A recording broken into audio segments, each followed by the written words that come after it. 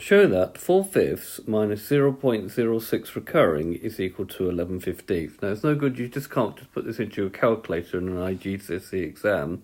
You have to show working. So the first thing is to take the recurring decimals. So we first need to convert 0.06 into a fraction.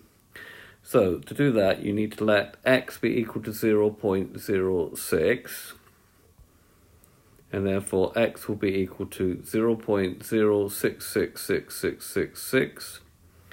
And then the idea is you just get all the sixes after the decimal point. So to do that, I need to multiply that by 10, which moves the decimal point one place that way. So we're going to get 0.66666. And then also we need to multiply by 100 to get all the sixes back there like that. Because that what happens now, if you now do 100x minus 10x, you're going to get all these sixes will disappear. You get 6 minus 0, which is 6, and all these other sixes will disappear.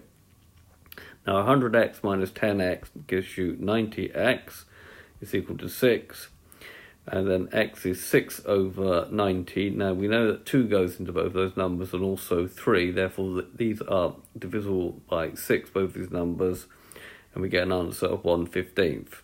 Now all we need to do is show the working out for 4/5 minus 0.06 recurring is equal to 4/5 minus 1/15. Right, so there's a common denominator of 15 because 5 goes into 15 3 times. So when you 3 times 5 will give me 15, but you also have to do the same to the numerator, so 3 times 4 will give me 12. So you get 12 over 15 minus 1/15.